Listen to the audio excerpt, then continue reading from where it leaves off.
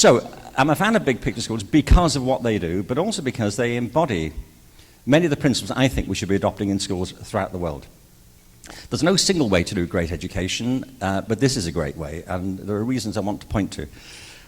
Education, if I can just say this, these days has become a strategic issue. I've been at this rather a long time, as it turns out. I gave a talk a few years ago, 2 years ago, 3. Do you care when it was? I'll check it. Wait here. I'll just go back to my room. No, it was about 3 years ago at Grand Valley State University, which was that a little whimper at the back there? A little whelp. Do you do that when I ever say university or what? Is it Grand Valley, does it? Oh, Grand Valley, okay. Well, look, it's a fantastic institution. I went there to speak to all the students, and over lunch before I started, one of the faculty said to me, "You've been at this a long time now, haven't you?" I said, "What's that?" He said, changing education. I said, "I have, yeah." He said, "What is it, like 7 years?" I said, 7 years, how do you mean? He said, since that TED talk you did. I said, yes, but I was alive before that. This was just a moment. I showed up at TED. Do you know the talk I'm talking about? It was 2006, and thank you very much. And it's got around. It's been seen, I think, it's been viewed online anyway, 40 million times. But the important thing is it's been seen in 160 countries. And what that speaks to is that I and you are not lone voices here. The fact is there are conversations like you've been having the past few days happening all over the world. In India, in the rest of Asia, in Australia. Well, you know where the rest of the world is, don't you? Imagine the rest of the world. That's where it's all happening. The thing is, you see, when I started out in education, people weren't interested in what was happening in other parts of the world in education. It wasn't the thing.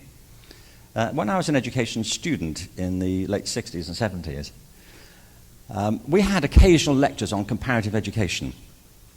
Some hapless lecturer who specialized in this arcane discipline would show up once a year and give this ill-attended talk on education in other countries. Nobody really cared.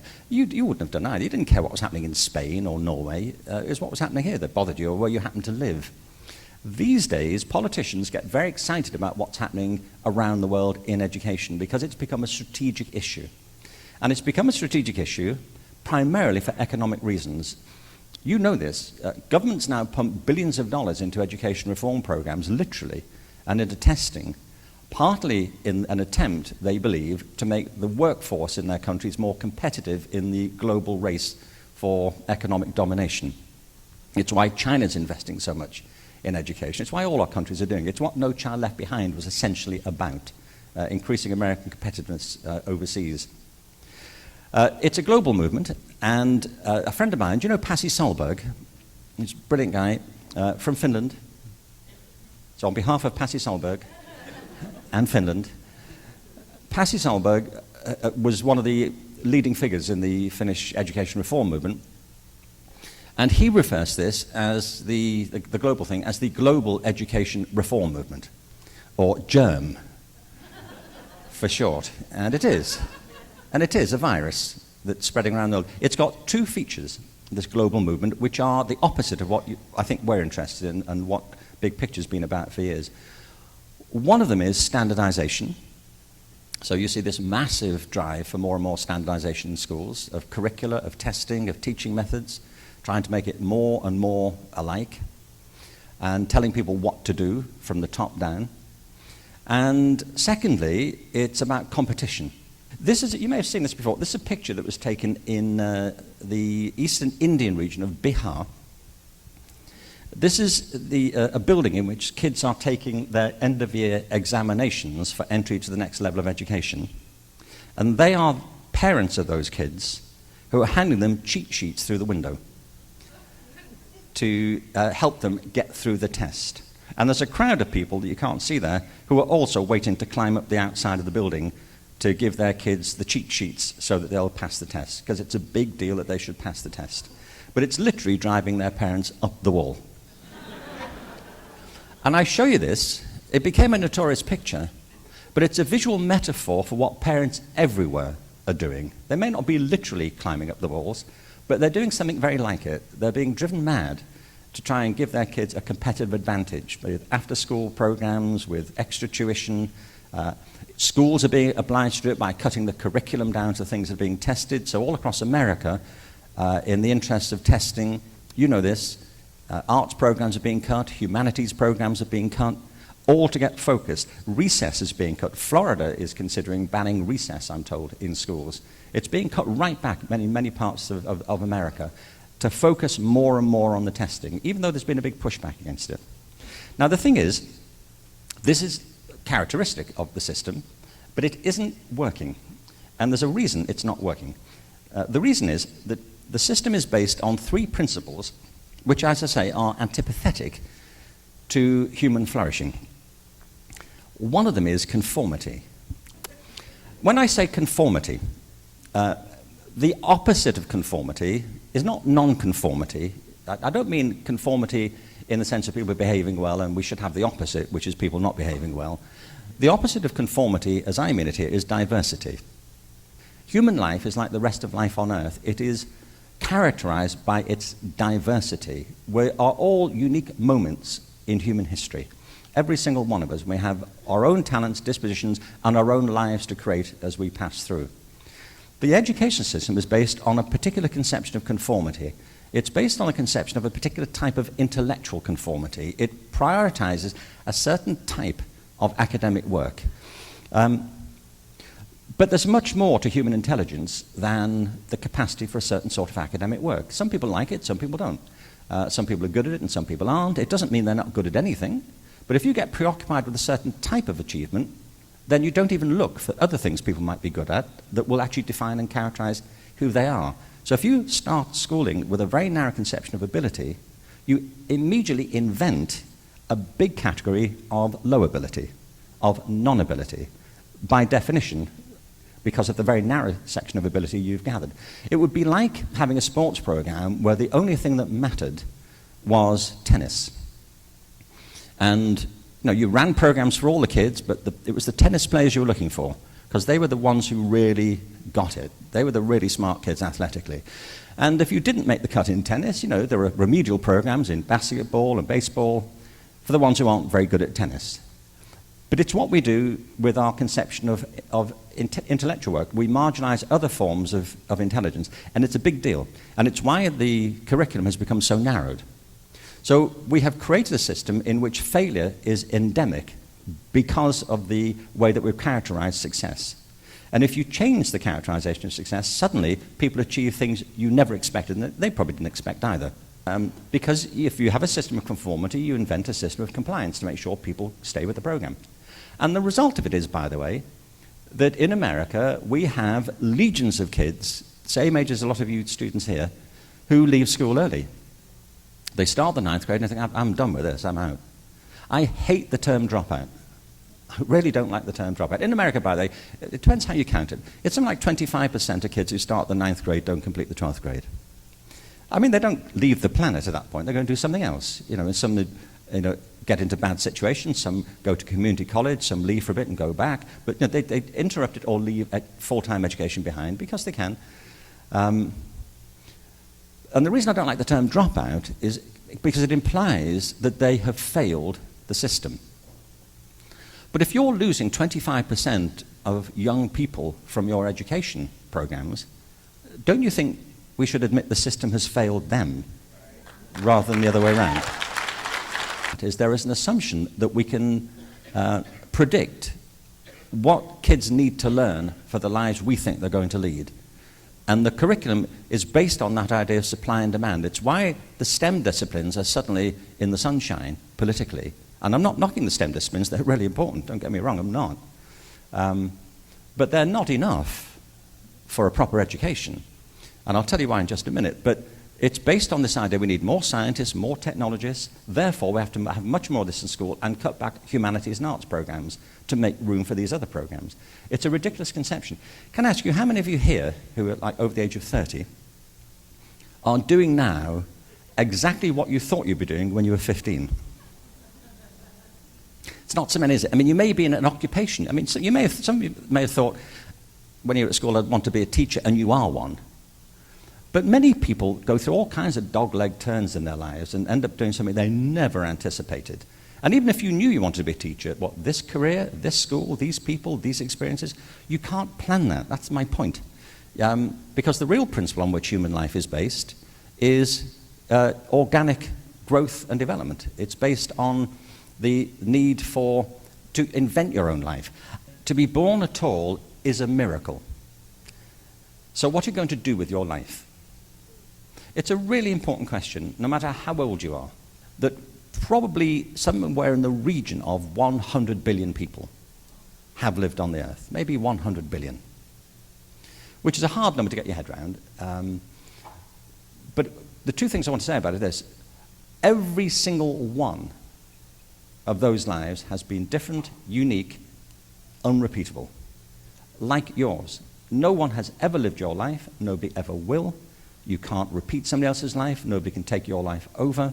You're, each one of us, a unique moment in the history of humanity. Every single one of us. And there is not, in the end, a path for us all to follow. Every single one of us creates our own path as we live it. There isn't some path that's laid out. You create the path. It's like one of those computer games where the scenery unfolds as you play the game. It's like that. Your path emerges as you take it, and it's unique. So that's the Dalai Lama's question. What are you going to do with it? You've got this life. What do you do with it? And an awful lot of people just squander it. Now, we've got, say, 50 young people here with us today, and our job is to help create a world where they can find their place and make their mark and live a life that adds up to something. And education is the system we choose to try and make that happen. Now, there are lots of ways you can interpret these figures, and it's not only about education. Of course it's not. A lot of this is to do with organized capital. It's to do with the way the international markets have worked. It's to do with the drift of technology and deindustrialization. There are lots of factors, but education should be part of the solution, and it's becoming part of the problem. And the reason I'm so excited about big picture learning is because they are not part of the problem. They're finding other solutions to remedy this sort of thing. But the economic agenda is just part of a bigger picture. This is the book I mentioned. What do you think? This book, by the way, is terrific. You'd be foolish not to buy this book. No, but the reason, seriously, the reason I did it is because, I mean, I've written a lot about stuff, and I've worked in schools my whole life and school systems as well.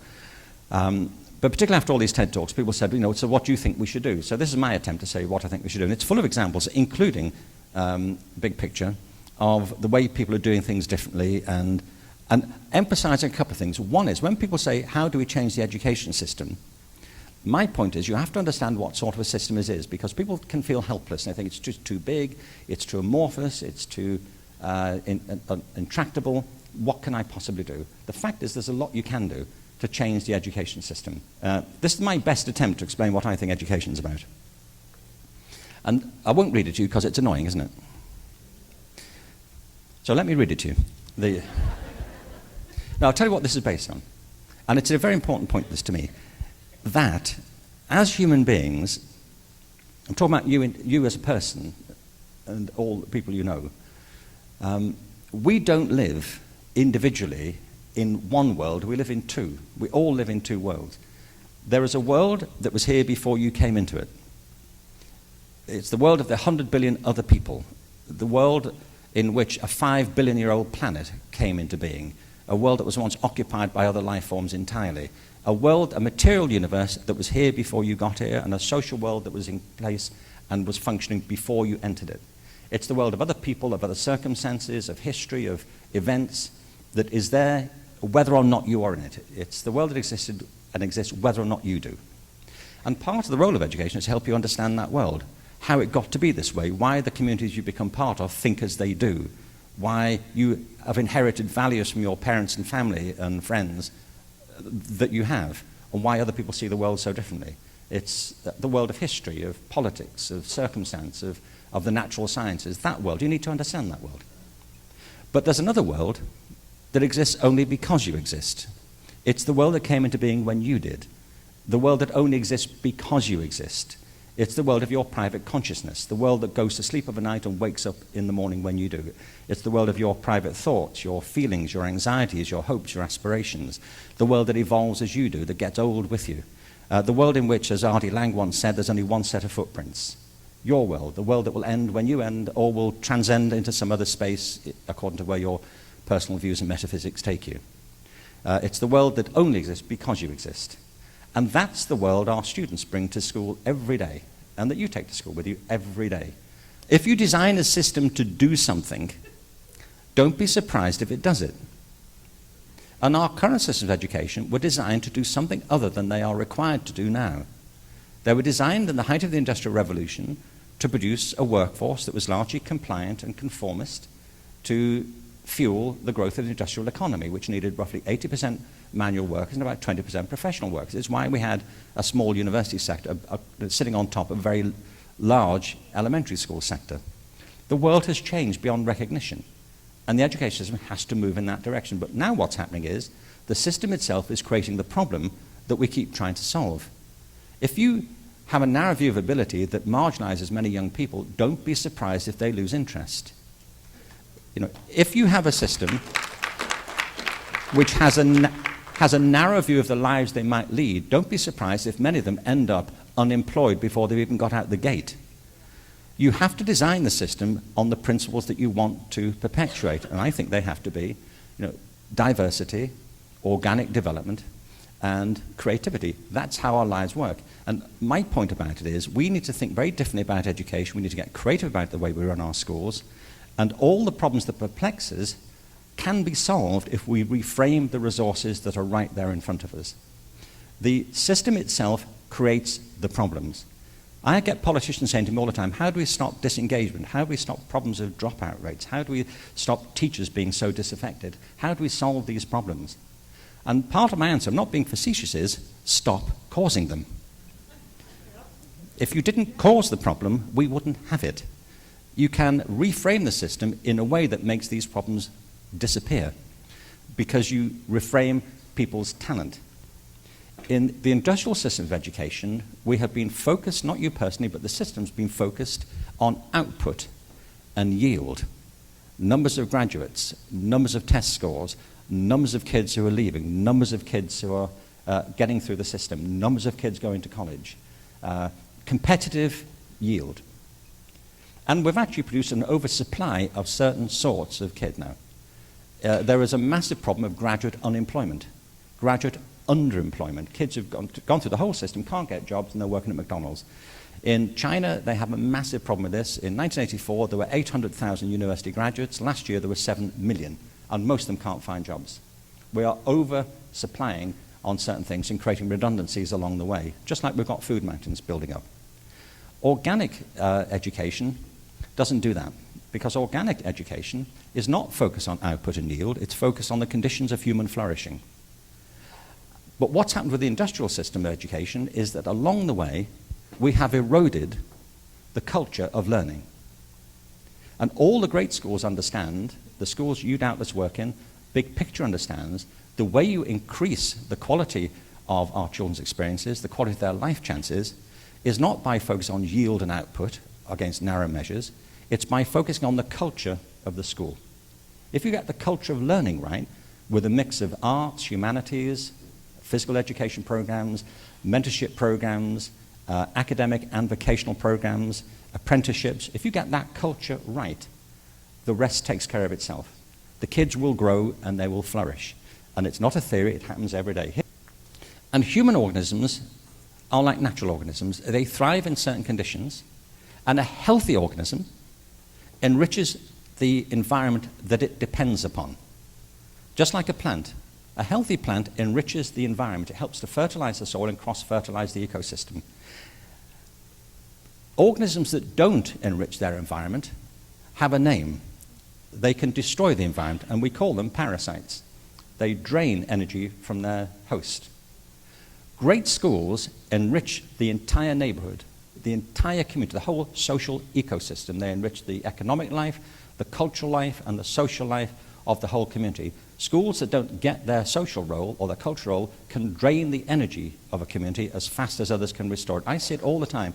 Brilliant schools bringing neighbourhoods to life, schools that go down, draining the life force out of the community and the hope and expectations that go with it. These are living systems. And human resources are like the world's natural resources. They need to be uncovered, discovered, and cultivated. And that's what great schools have always done. There was a wonderful quote from the poet, at least it's attributed to Anais Nin, who came to writing when she was in her middle years, and realized it had released a talent inside of her that she'd been struggling with for a long time.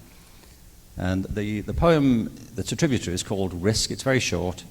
It's a few lines. She said, "There came a point where the risk of remaining tight in a bud was greater than the risk it took to blossom." And I think it's a beautiful maxim for our school systems. We spend so much time containing and constraining our teachers and our students who are bursting with talent, when if we put more thought into creating conditions where this talent could express itself in teachers as well as in students, we'd have an entirely different culture of learning. And many of the things that go on in schools are not required by law, they're just habits that we've fallen into for years and years. We keep doing it because we just always did it. And they keep creating the same problems that perplex us. And if you change the culture, the problem tends to dissipate and you have an opportunity where once you had a crisis. And that process of reinvention, I think, is our greatest calling just now. And it's urgent that we should do it for our children as well as our communities at large. And it's within our reach if we have the courage to make the shift.